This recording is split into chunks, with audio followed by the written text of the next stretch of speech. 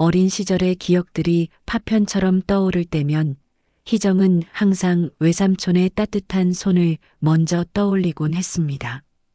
8살 때 부모님을 잃고 외삼촌 댁에 맡겨졌던 그날, 낯선 집 앞에서 작은 가방 하나를 들고 서 있던 자신을 외삼촌이 품에 안아주었던 순간 말이죠.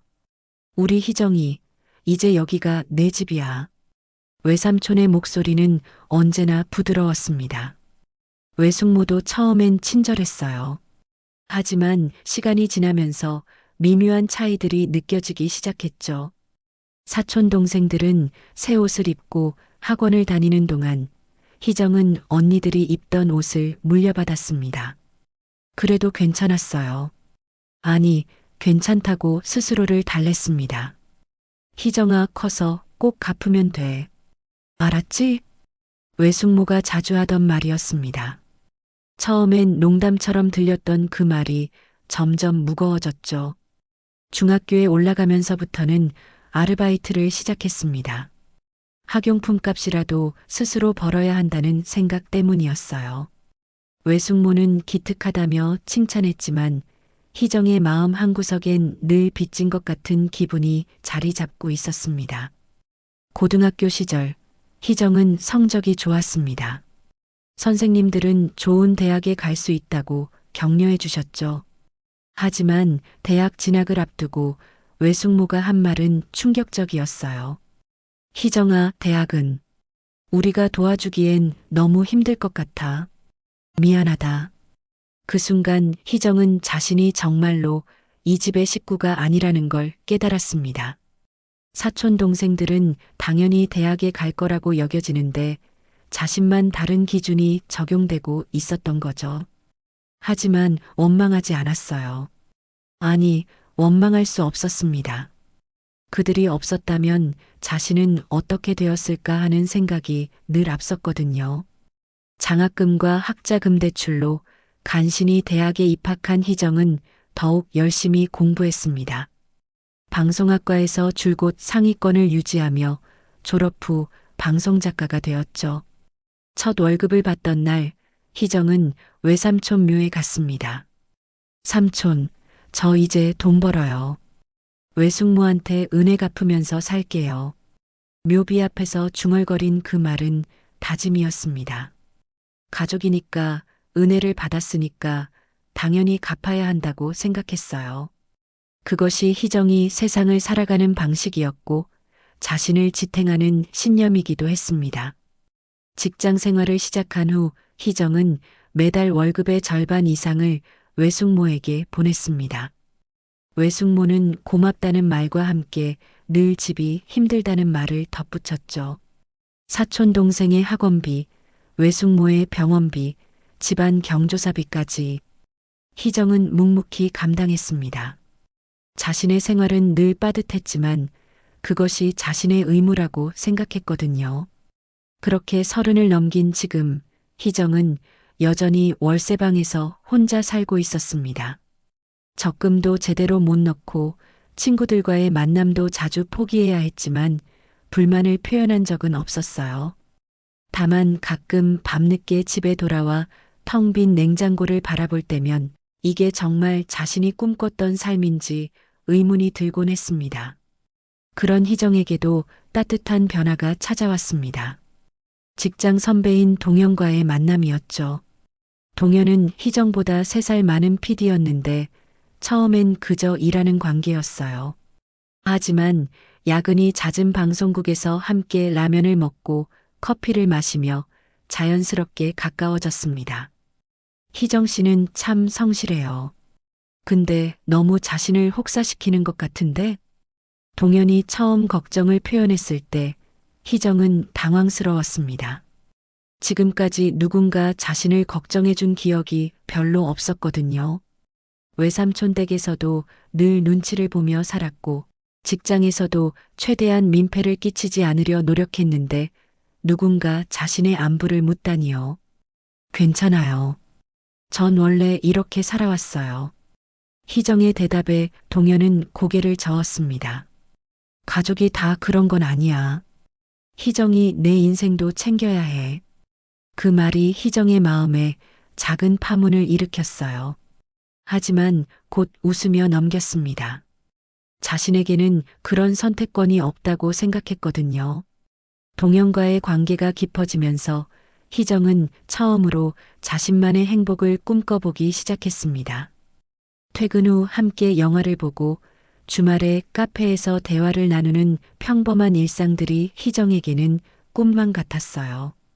동현은 희정의 이야기를 들어주었고 판단하지 않았습니다. 우리 사귀는 거 맞죠?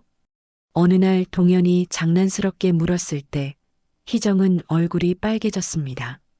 30이 넘어서야 처음 제대로 된 연애를 하고 있다는 사실이 부끄럽기도 하고 신기하기도 했어요. 네, 맞는 것 같아요. 희정의 수줍은 대답에 동현은 활짝 웃었습니다.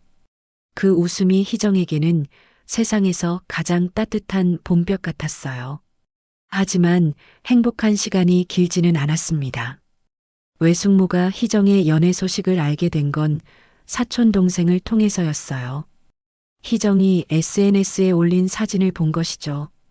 희정아, 요즘 남자친구 생겼다며? 외숙모의 목소리에는 미묘한 경계심이 섞여 있었습니다. 네, 직장 선배예요. 그래, 어떤 사람인데? 집안은 어떻고? 질문이 이어졌지만 희정은 왠지 자세히 이야기하고 싶지 않았어요.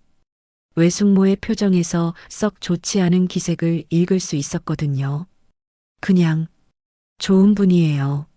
남자라는 게 다 그래. 처음엔 다 좋은 척하지. 근데 희정아, 넌 지금 우리 도와주느라 바쁜데 연애할 시간이 어디 있어? 외숙모의 말에 희정은 할 말을 잃었습니다. 연애를 하면 안 되는 건가요? 자신도 행복할 권리가 있는 것 같은데. 아니에요. 전 일도 잘하고 있고 외숙모한테도 계속 도움드릴 수 있어요. 그럼 되긴 하는데 남자친구 때문에 우리 소홀히 하면 안 된다? 그 말에 희정은 고개를 끄덕일 수밖에 없었습니다.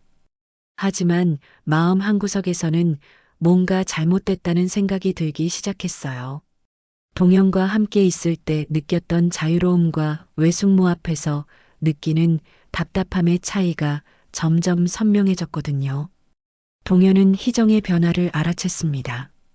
요즘 무슨 일 있어? 예전보다 더 힘들어 보이는데. 아니에요. 그냥 가족 일이 좀 복잡해서. 희정은 자세한 이야기를 하지 않았지만 동현은 이미 짐작하고 있었어요. 희정이 매달 보내는 돈 이야기, 외숙모의 끝없는 요구들을 들어왔거든요. 희정아, 난 내가 충분히 했다고 생각해. 이제는 내 삶도 생각해봐야 하는 거 아냐? 동현의 조심스러운 조언에 희정은 복잡한 표정을 지었습니다. 머리로는 이해하지만 마음으로는 받아들이기 어려웠어요. 지금까지 자신을 지탱해온 신념을 흔드는 일이었거든요. 계절이 바뀌면서 동현과 희정의 관계는 더욱 깊어졌습니다. 1년 넘게 사귀면서 자연스럽게 결혼 이야기가 나오기 시작했어요. 동현은 조심스럽게 희정의 의견을 물어봤습니다. 우리 진지하게 생각해 볼까? 결혼 말이야. 희정의 가슴이 두근거렸습니다. 꿈에도 그리던 순간이었지만 동시에 두려웠어요. 자신 같은 사람이 정말 행복해도 되는 걸까 하는 생각이 들었거든요. 정말 저 같은 사람이랑요? 무슨 소리야? 내가 희정이를 선택한 거잖아. 동현의 진심 어린 말에 희정은 눈물이 났습니다. 태어나서 처음으로 누군가에게 선택받았다는 느낌이었어요. 동현의 부모님께 인사드리는 날이 다가왔습니다. 희정은 며칠 동안 잠을 제대로 못 잤어요. 무엇을 입을지, 어떤 선물을 가져갈지, 어떻게 말씀드릴지 고민이 끝이 없었습니다. 특히 자신의 출생에 대해 어떻게 설명할지가 가장 큰 걱정이었죠. 부족한 며느리감이라고 생각하실 것 같아. 희정의 걱정에 동현은 고개를 저었습니다. 우리 부모님은 그런 분들이 아니야. 너무 걱정하지 마. 드디어 만남의 날, 희정은 정성껏 준비한 선물을 들고 동현의 집에 갔습니다. 동현의 부모님은 생각보다 따뜻하게 맞아주셨어요. 하지만 희정은 긴장한 나머지 계속 고개를 숙이며 사과부터 했습니다. 안녕하세요. 저 같은 사람이 동현 씨랑 사귀게 되어서 죄송합니다. 부족한 점이 많아서. 동현의 어머니가 희정의 말을 가로막았습니다. 아이고, 무슨 소리를 하니? 우리 아들이 선택한 사람이니 둘이 행복하면 그걸로 충분해요. 그렇게 고개 숙이지 말고 편하게 해요. 희정은 당황했습니다. 지금까지 살면서 이런 무조건적인 받아들임을 경험해 본 적이 없었거든요. 외삼촌 댁에서는 늘 눈치를 봐야 했고 감사함을 표현해야 했는데 여기서는 그냥 존재하는 것만으로도 환영받고 있었어요. 희정 씨, 우리 동현이가 집에서 희정 씨 이야기를 정말 많이 해요. 얼마나 성실하고 착한지, 일도 열심히 하고 자랑이 끝이 없더라고요. 동현의 아버지 말씀에 희정은 얼굴이 빨개졌습니다. 자신을 자랑스러워하는 사람이 있다는 게 믿기지 않았어요. 식사를 함께 하면서 희정은 점점 마음이 편해졌습니다. 동현의 부모님은 희정의 과거에 대해 자세히 묻지도 않았고 그저 현재의 희정을 있는 그대로 받아들여 주셨어요. 이게 진짜 가족의 모습이구나 하는 생각이 들었습니다. 집으로 돌아가는 길에 희정은 동현에게 말했습니다. 부모님이 정말 좋으시네요. 저를 이렇게 받아주실 줄 몰랐어요. 당연하지. 부모님도 희정이를 정말 마음에 들어 하셨어. 그날 밤 희정은 침대에 누워 하루 종일 있었던 일을 곱씹어 봤습니다. 동현의 부모님이 보여준 따뜻함과 자연스러운 받아들임이 계속 머릿속을 맴돌았어요. 그러면서 문득 외숙모와의 관계가 떠올랐습니다. 진짜 가족이란 뭘까? 처음으로 이런 생각을 해봤습니다. 지금까지는 외삼촌 댁이 자신의 유일한 가족이라고 생각했는데 오늘 동현의 부모님을 만나보니 가족이라는 게 꼭 의무와 빚의 관계는 아닐 수도 있겠다는 생각이 들었어요. 외숙모는 늘 내가 뭘 할 수 있다고라고 말하며 희정을 작게 만들었지만 동현의 부모님은 희정을 있는 그대로 크게 만들어 주었습니다. 이 차이가 뭘까 생각하다 보니 잠이 오지 않았어요. 휴대폰에 외숙모에게서 온 메시지가 보였습니다. 희정아, 이번 달 생활비가 좀 부족해. 평소보다 조금 더 보내줄 수 있을까? 평소 같으면 바로 네, 알겠습니다라고 답했을 텐데 오늘은 왠지 답장을 보내기가 망설여졌습니다. 동현의 부모님이 보여준 무조건적인 사랑과 외숙모의 조건부 애정 사이에서 희정은 처음으로 혼란을 느꼈어요. 희정이 결혼 준비를 본격적으로 시작하려 할 때 외숙모의 반응은 예상보다 훨씬 격렬했습니다. 희정이 조심스럽게 결혼 소식을 전하자 외숙모의 표정이 순식간에 굳어졌어요. 결혼? 갑자기 무슨 소리야? 저도 이제 30 넘었잖아요. 좋은 사람 만났고 결혼 생각하고 있어요. 희정의 말에 외숙모는 코웃음을 쳤습니다. 좋은 사람? 희정아, 남자들이 처음에 다 좋은 척하는 거 몰라? 특히 너 같은 애들한테는 더 그래. 너 같은 애들이라니. 희정의 가슴이 찔렸습니다. 무슨 뜻인지 알 것 같아서 더 아팠어요. 아니 뭐 나쁜 뜻은 아니고 그냥 너는 너무 순진해서 말이야. 세상 물정을 모르잖아. 외숙모는 말을 돌렸지만 이미 상처는 깊어졌습니다. 희정은 작은 목소리로 반박했어요. 저도 이제 30 넘었어요. 제 삶도 생각해야죠. 그 순간 외숙모의 눈에 눈물이 맺혔습니다. 이런 외숙모를 본 건 처음이었어요.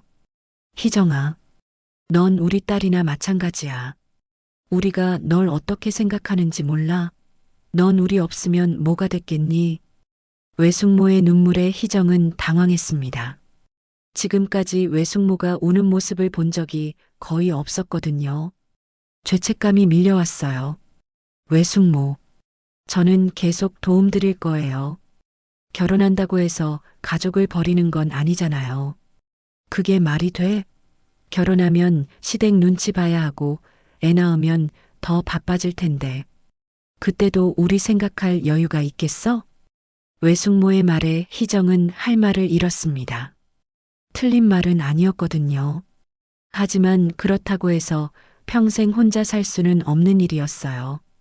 다음날 직장에서 희정은 평소와 달리 기운이 없어 보였습니다. 동현이 걱정스럽게 물어봤어요. 어제 이모님께 말씀드렸다고 했는데 어떠셨어? 조금 복잡해 하시는 것 같아요. 희정은 자세한 이야기를 하기 어려웠습니다. 외숙모의 반응을 그대로 전하면 동현이 어떻게 생각할지 걱정됐거든요. 복잡하다는 게 동현이 조심스럽게 더 물어보자 희정은 한숨을 쉬었습니다. 제가 결혼하면 가족들을 소홀히 하게 될까봐 걱정하시는 것 같아요. 희정아, 넌 이미 충분히 했어. 아니, 필요 이상으로 했다고 생각해. 동현의 말에 희정은 고개를 저었습니다. 그래도 가족이잖아요. 저를 키워주신 분들인데, 키워준 건 맞지만 그렇다고 해서 내 인생을 포기해야 하는 건 아니야. 넌 이미 충분히 보답했어. 동현은 조심스럽게 희정을 설득해봤지만 희정의 마음은 쉽게 움직이지 않았습니다. 30년 넘게 체화된 죄책감과 의무감이 하루아침에 바뀔 리 없었거든요. 그 후 며칠 동안 희정은 고민에 빠졌습니다. 결혼 준비는 진전이 없었고 동현과의 대화도 예전만큼 자연스럽지 않았어요. 외숙모의 말이 계속 머릿속을 맴돌았습니다. 넌 우리 없으면 뭐가 됐겠니? 그 말이 사실일까? 정말 자신은 외삼촌 댁이 없었다면 아무것도 될 수 없었을까? 하지만 지금까지 스스로 일어서서 여기까지 온 건 자신의 노력 아니었나? 혼란스러운 마음으로 희정은 외숙모를 찾아갔습니다. 뭔가 정리를 하고 싶었어요. 외숙모, 저 정말 결혼하고 싶어요.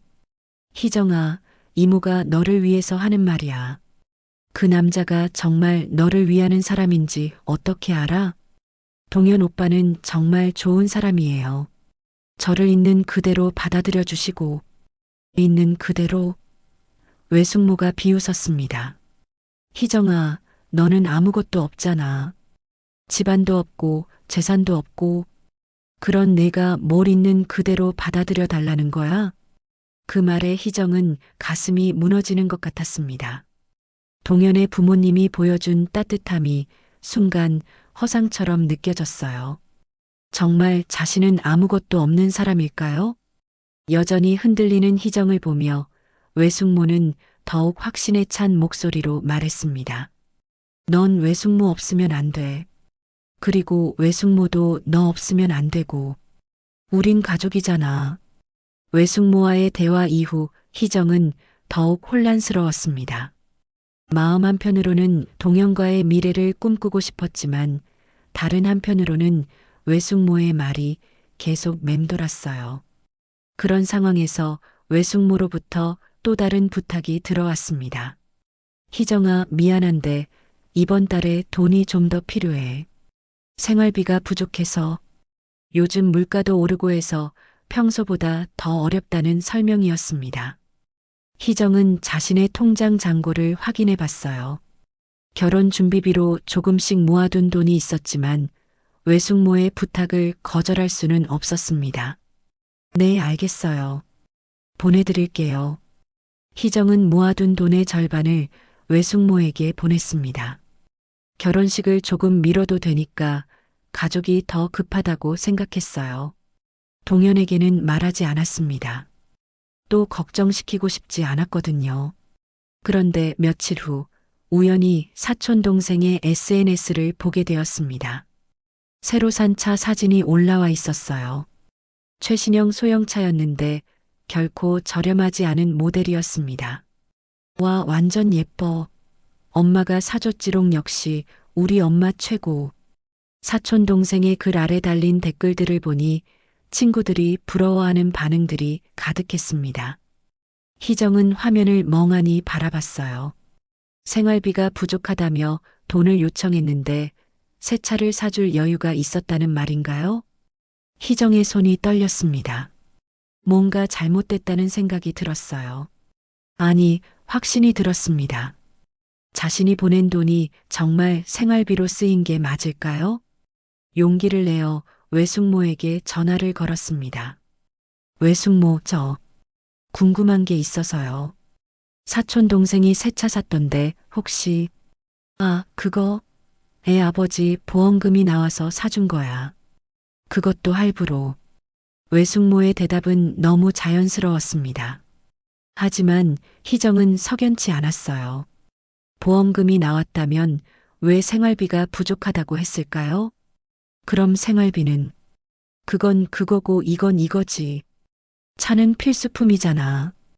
애가 취업 준비하는데 차가 있어야 다니기 편하고.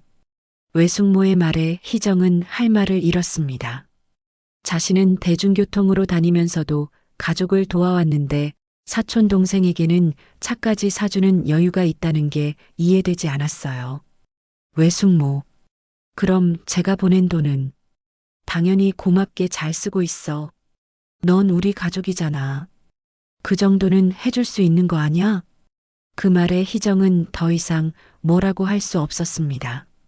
전화를 끊고 나서 한참을 멍하니 앉아 있었어요. 그 정도는 해줄 수 있는 거 아니야? 그 말이 계속 귓가에 맴돌았습니다. 정말 자신은 그 정도는 해줘야 하는 존재일까요? 가족이라는 이름으로 자신의 희생을 당연하게 여기는 게 맞는 건가요? 그날 밤 동현과 만나서도 희정은 기운이 없었습니다. 동현이 무슨 일이냐고 물어봤지만 선뜻 말하기 어려웠어요. 그냥 가족 일 때문에 좀 복잡해서. 또 돈 달라고 하셨어? 동현의 예리한 질문에 희정은 깜짝 놀랐습니다. 어떻게? 희정이 표정 보면 알아. 그리고 요즘 결혼 준비도 자꾸 미루고. 돈 때문이지? 희정은 고개를 끄덕일 수밖에 없었습니다. 동현의 얼굴이 어두워졌어요. 희정아, 이제 그만해야 하는 거 아니야? 내가 언제까지 이렇게 살 거야? 하지만 가족인데. 가족이라고 해서 내 인생을 다 바칠 필요는 없어. 넌 이미 충분히 했다고. 동현의 말이 맞다는 걸 희정도 알았습니다. 하지만 30년 넘게 몸에 밴 습관과 죄책감을 하루아침에 떨쳐내기란 쉽지 않았어요.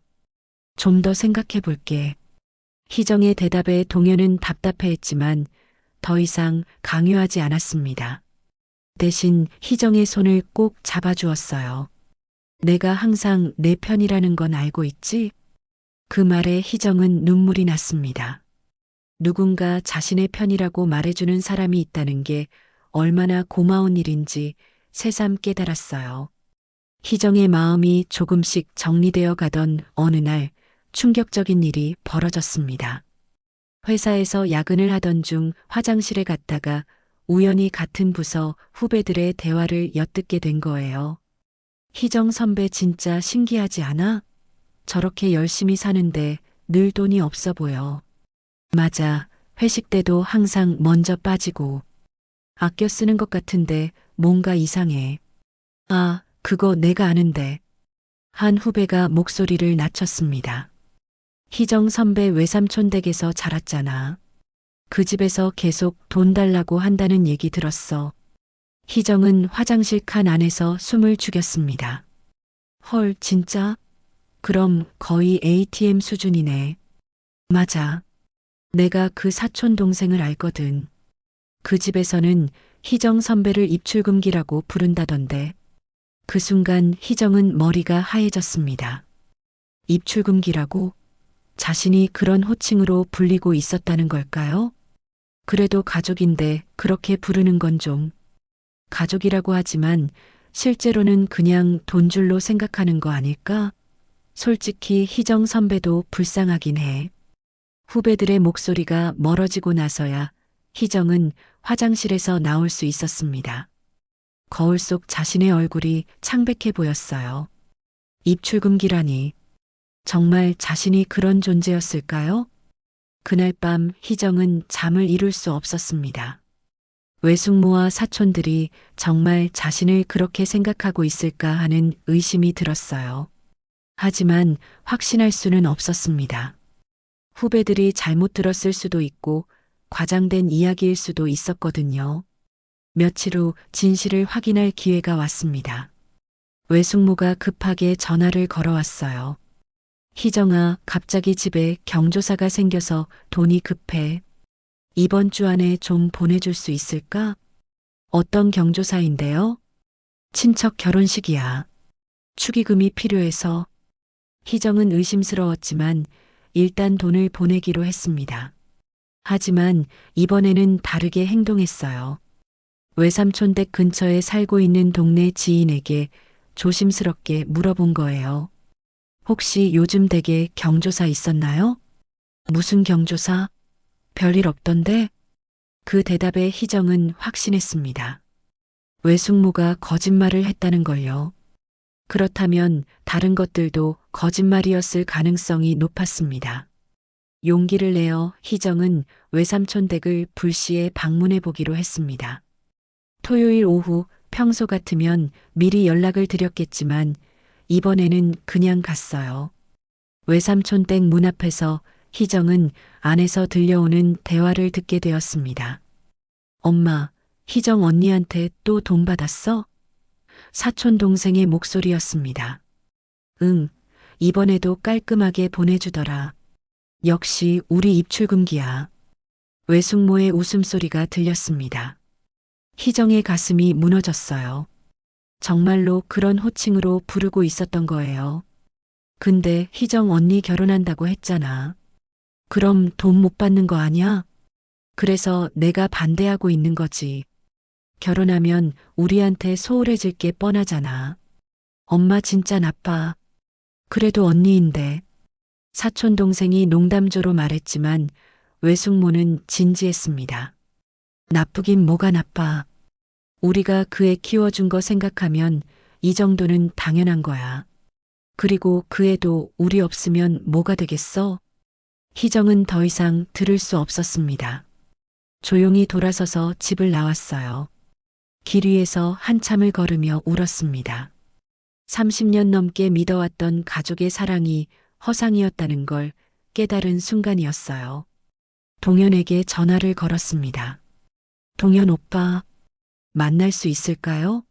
할 말이 있어요. 동현은 희정의 목소리가 이상하다는 걸 즉시 알아챘습니다. 지금 어디야? 내가 바로 갈게. 카페에서 만난 희정은 오늘 있었던 일을 모두 말했습니다. 동현은 분노했지만 희정을 위해 참았어요. 이제 정말 정리해야 하는 거 아니야? 내가 생각하는 가족과 그들이 생각하는 관계는 완전히 다른 거야. 희정도 이제 알았습니다.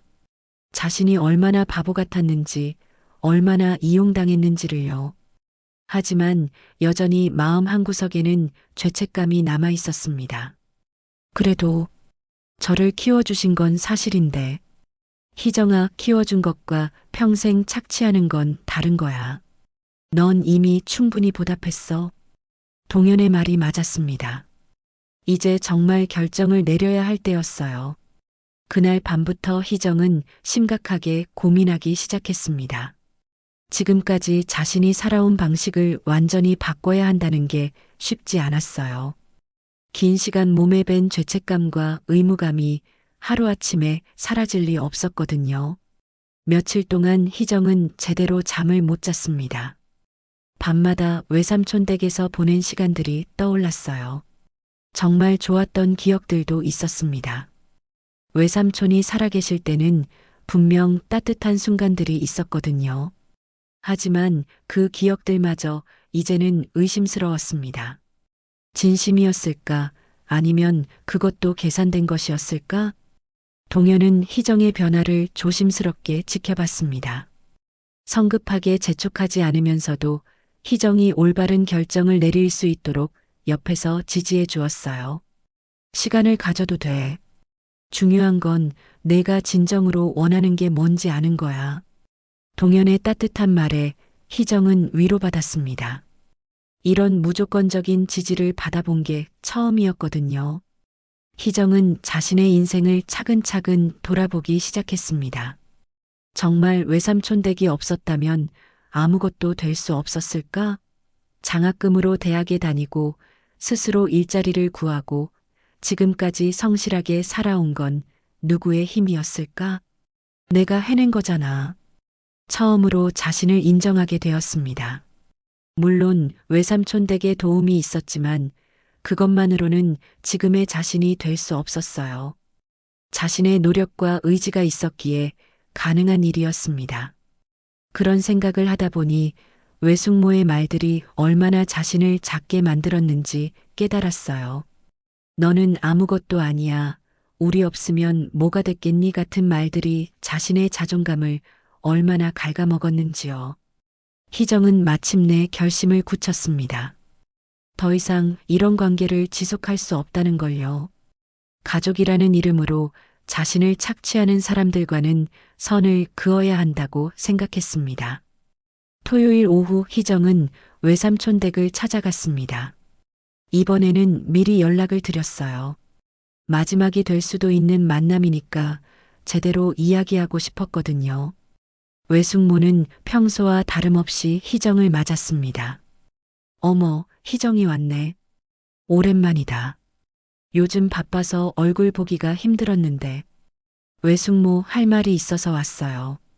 희정의 진지한 표정을 본 외숙모의 얼굴도 조금 굳어졌습니다. 무슨 일인데?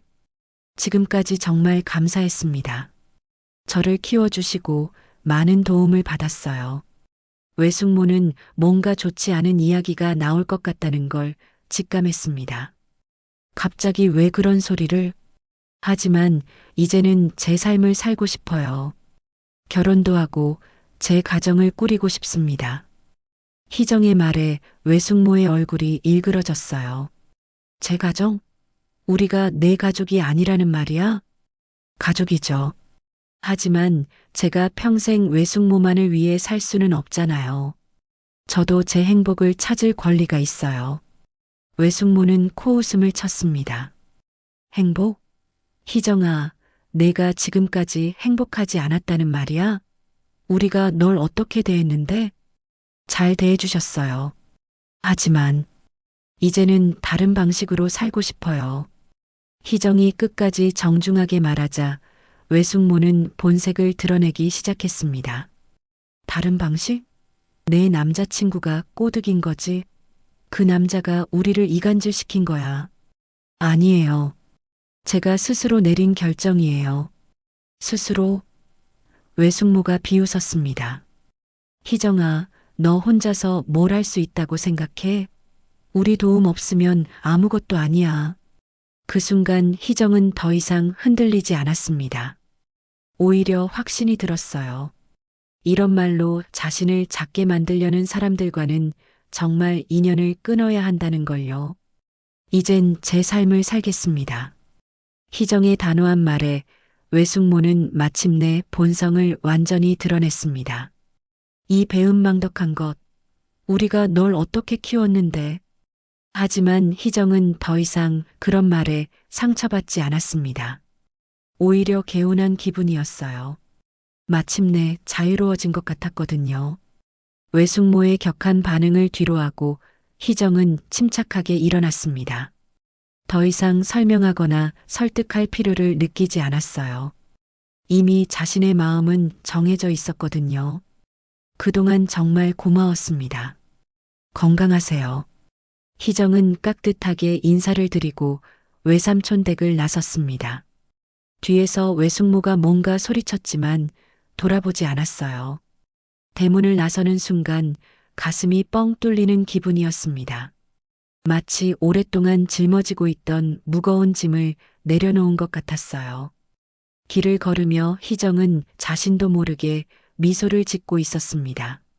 하늘이 유난히 파랗게 보였고 바람도 상쾌했어요. 이런 개운함을 느껴본 게 언제였을까 싶었습니다. 동현에게 전화를 걸었습니다. 끝났어요. 정말 괜찮아? 동현의 목소리에서 걱정과 안도감이 동시에 느껴졌습니다. 네, 정말 괜찮아요. 아니, 괜찮은 정도가 아니라 너무 시원해요. 고생했어. 쉽지 않은 결정이었을 텐데. 동현의 따뜻한 위로에 희정은 눈물이 났습니다. 하지만 이번에는 슬픈 눈물이 아니었어요. 해방감과 감사함이 뒤섞인 복잡한 감정이었습니다. 그 후 몇 주 동안 희정의 일상은 완전히 달라졌습니다. 매달 외숙모에게 보내던 돈을 이제는 자신을 위해 쓸 수 있게 되었어요. 처음에는 뭘 해야 할지 몰라서 당황스럽기도 했습니다. 남을 위해 살다가 갑자기 자신을 위해 살려고 하니 어색했거든요. 하지만 점차 자신만의 리듬을 찾아갔습니다. 좋아하는 책을 사서 읽고 맛있는 음식을 먹고 동현과 함께 여행 계획도 세웠어요. 무엇보다 결혼 준비를 본격적으로 시작할 수 있게 되었습니다. 이제 진짜 우리 집을 구할 수 있겠네. 동현과 함께 부동산을 다니며 신혼집을 알아보는 시간이 즐거웠습니다. 예전에는 꿈도 꾸지 못했던 일이었거든요. 자신만의 공간, 자신만의 가정을 꾸린다는 게 이렇게 설레는 일인지 몰랐어요. 외숙모에게서는 몇 번 연락이 왔습니다. 처음에는 화가 난 목소리로 비난하는 메시지들이었다가 나중에는 다시 돌아오라고 달래는 내용으로 바뀌었어요. 하지만 희정은 흔들리지 않았습니다. 이미 자신의 선택에 대한 확신이 있었거든요. 동현의 부모님께 정식으로 결혼 승낙을 받던 날 희정은 처음으로 자신 있게 말할 수 있었습니다. 앞으로 동현 씨랑 정말 행복하게 살겠습니다. 예전 같으면 부족하지만이나 잘못하면 혼내주세요 같은 말부터 했을 텐데 이제는 당당했어요. 자신도 사랑받을 자격이 있는 사람이라는 걸 알게 되었거든요. 마침내 결혼식 날이 다가왔습니다. 희정은 순백의 드레스를 입고 거울 앞에 섰어요. 거울 속 자신의 모습이 예전과는 달라 보였습니다. 눈빛이 더 밝아졌고 미소가 더 자연스러워졌어요. 외삼촌 댁에서는 아무도 오지 않았습니다. 조금 아쉽긴 했지만 후회하지 않았어요. 진정한 축복을 해주지 않을 사람들이 없는 게 오히려 나았다고 생각했거든요. 결혼식은 조용하지만 따뜻했습니다. 동현의 가족들과 직장 동료들, 진심으로 축하해주는 사람들만 모인 소중한 자리였어요. 희정은 그 순간이 자신의 인생에서 가장 행복한 때라고 확신했습니다. 신혼집으로 이사한 후 희정은 창문가에 작은 화분을 놓았습니다. 햇살이 잘 드는 자리였어요. 작은 새싹이 돋아나고 있는 화분을 바라보며 희정은 중얼거렸습니다. 이제 진짜 내 인생을 가꿔야지. 동현이 뒤에서 희정을 껴안았습니다. 우리 인생이야. 희정은 동현의 품에 안겨 창밖을 바라봤습니다. 석양이 아름답게 지고 있었어요. 끝이 아니라 새로운 시작을 알리는 석양 같았습니다. 마침내 희정은 자신만의 가족을 만들었습니다. 착취가 아닌 사랑으로, 의무가 아닌 선택으로 함께하는 진짜 가족을요. 긴 시간 남의 인생을 살아온 희정이 비로소 자신의 이름으로 살아가기 시작한 순간이었습니다. 화분 속 새싹처럼 희정의 새로운 인생도 이제 막 시작되었습니다. 누구의 눈치도 보지 않고 누구에게도 미안해하지 않으면서 당당하게 살아갈 수 있는 진짜 자신만의 삶을요.